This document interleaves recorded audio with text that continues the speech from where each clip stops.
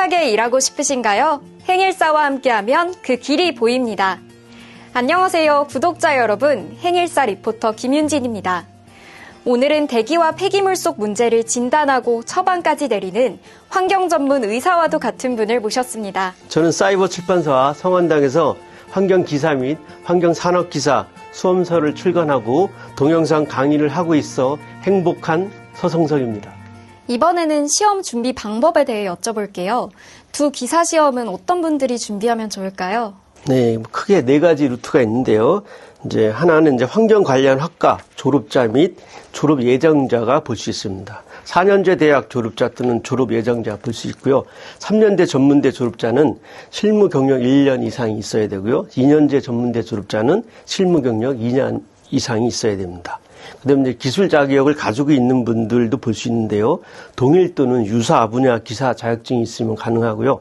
산업기사 자격증이 있으면 실무 경력 1년이 있어야 되고요. 기능사 자격증이 있으면 실무 경력 3년이 있어야 됩니다. 그리고 이런 학력이나 기술 자격증이 없어도 볼 수 있는데 단순히 현장 실무 경력 4년 이상만 있어도 볼 수 있고요.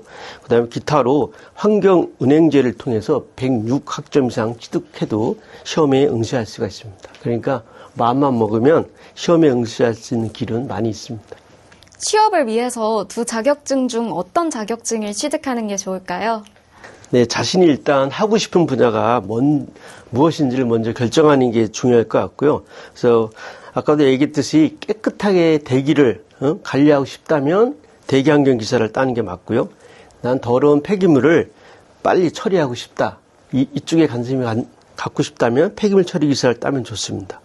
그러나 요즘 취업 준비생들은 기사 자격증 두세 개를 기본으로 취득하기 때문에 차근차근 준비해서 모두 취득하는 것이 좋습니다. 특히 상호 관련성이 있는 자격증을 따면 더욱 좋겠죠.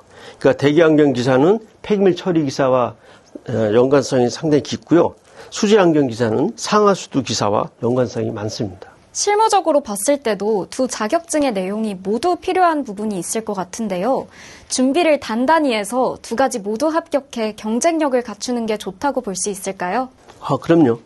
특히 대기환경 기사와 폐기물 처리 기사는 연관성이 많아서 일단 한 개를 취득하면 나머지 기사는 더욱 수월하게 취득할 수 있습니다. 대기환경 기사에도 연소가 상당히 중요하거든요. 그래서 연소 과목이 있는데 폐기물 처리 기사에서도 연소, 즉 소각이 매우 중요하고 비중이 상당히 높습니다. 또한 소각시설에는 대기오염 물질을 처리하는 방지장치가 꼭 필요하거든요. 그래서 연관성이 많습니다. 기사 시험을 혼자 공부하는 수험생들도 있던데 인강과 교재를 활용하면 어떤 장점이 있을까요? 네, 혼자 공부하는 것도 충분히 가능하지만 인강과 교재를 활용하면 학습의 효율성 또는 완성도가 훨씬 높아지게 됩니다. 먼저 인강의 장점을 보면 첫째, 핵심 이론을 빠르게 쉽게 정리할 수 있고요. 둘째, 기출문제 분석과 출제 포인트를 알려줘서 전략적으로 공부가 가능합니다. 그리고 또한 정해진 커리큘럼을 따라가기 때문에 체계적인 학습 습관을 만들 수 있습니다. 그리고 교재의 장점은 기출문제를 심층 분석하고 중요도가 높고 그다음에 자주 출제되는 문제로 구성되어 있기 때문에 좋은 길잡이가 될 수 있습니다. 대기환경기사와 폐기물 처리기사 시험은 과목 구성은 어떻게 돼 있고 어떤 부분이 특히 까다로운가요? 네, 제가 앞에서 간단히 언급됐듯이 대기환경기사의 필기는 총 4과목으로 구성되어 있고요. 대기환경관리, 연소공화, 대기오염 방지장치, 그다음에 대기오염 공정시험 기준으로 되어 있습니다. 역시 2026년 기준으로 2026년부터는 대기환경 관련 법규 과목은 폐지되고 대기환경 관리로 통합이 됐습니다. 그다음에 폐기물 처리 기사도 총 4과목이고요. 폐기물 개론, 폐기물 재활용 및 자원화, 그다음에 폐기물 처분 기술, 폐기물 공정 시험 기준으로 되어 있습니다. 역시 폐기물 관련 법규가 삭제되고 폐기물 개론으로 통합이 됐습니다. 그리고 대기와는 달리 과목명이 대폭 수정이 됐는데요. 기존의 폐기물 처리 기술, 그다음에 폐기물 소각 및 열 해수가 폐기물 재활용 및 자원화 기술, 폐기물 처분 기술로 변경이 되었습니다. 기술사님이 보시기에 합격을 위해 집중해야 할 핵심 과목이나 단원이 있다면 어떤 걸 꼽으실까요? 또 특별히 공부하기 까다롭거나 어려운 과목이 있을까요? 네, 저도 느꼈지만 대기환경기사 필기에는 연소공학과 대기오염 방지 장치가 좀 어렵다고 생각이 듭니다. 이 두 과목은 논리적으로 이해해야 하는 부분도 많고요. 또 계산도 많거든요. 더욱이 이 두 과목은 실기에서도 중점적으로 출제가 됩니다. 그리고 폐기물 처리 기사 필기에서는 폐기물 재활용 및 자원화 기술과 폐기물 처분 기술이 가장 어렵다고 보고 있습니다. 폐기물을 처리하는 원리는 크게 재활용하든가 소각하든가 매립을 해야 되는 건데 이 폐기물 처분 기술에는 이런 소각, 매립이 포함되어 있기 때문입니다. 더욱이 이 두 과목도 실기에서도 중점적으로 출제가 되고 있습니다. 최근 시험 경향이나 난이도에 변화가 있는지도 궁금합니다. 수험생들이 알아두면 좋을 최신 시험 트렌드가 있을까요? 네, 요즘 2026년부터 시험 체계가 전면적으로 개편 예정되어 있습니다.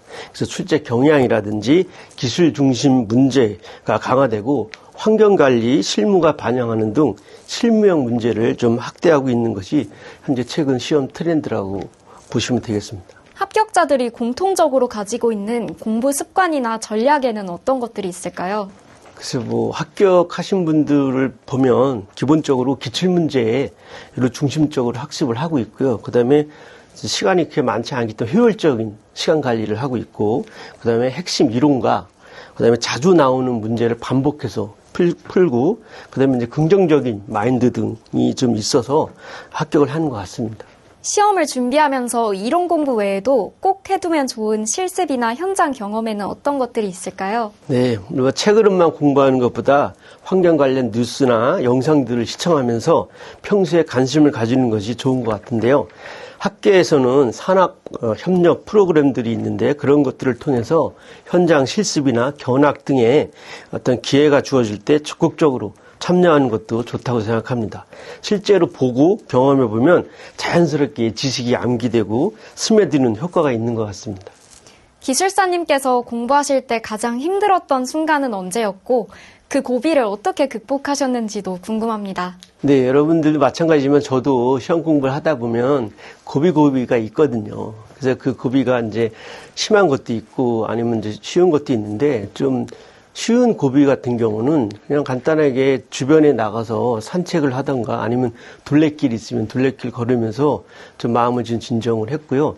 그러나 좀 더 이제 이런 넘어야 될 허들이 너무 크다고 느꼈을 때는 그냥 그날은 하루 적고 그냥 마음 맞는 친구들 불러서 세게 술 한잔 먹고 이렇게 훌훌 털고 그 다음날 또 열심히 했던 것 같습니다. 두 기사 자격증을 취득하면 이론뿐만 아니라 현장에서 적용할 수 있는 실무 능력도 중요하잖아요. 실제 현장에서 가장 많이 요구되는 핵심 역량은 무엇인가요? 현장에서는 진짜 이론에서 배운 것보다는 다양한 것들이 발생이 되거든요. 그래서 많은 것들이 필요해요. 예를 들면 장비, 기계에 대한 이해 능력도 필요하고요. 데이터 해석 능력, 그다음에 법적 적용 능력, 그다음에 기술 적용 능력, 그다음에 문제 해결 능력, 그리고 관련 기관과의 협업 능력 등 복합적으로 많은 것들이 요구되고 있습니다. 그래서 자격증 취득 후에도 지속적인 실무 경험과 학습이 필요합니다. 그렇지만 취업이 된다고 해서 바로 프로처럼 일할 수 있는 건 아니잖아요. 보통 몇 년 정도의 실무 경력이 쌓였을 때 베테랑의 단계에 도달할 수 있나요? 네, 사람마다 조금은 달리 생각하겠지만 업무 관련 자기 개발을 꾸준히 하고 또 열심히 일을 하는 그런 과정으로 생각해 보면 한 3년이면 전문가, 한 10년이면 베테랑이라고 생각하고 있습니다. 말씀 감사합니다.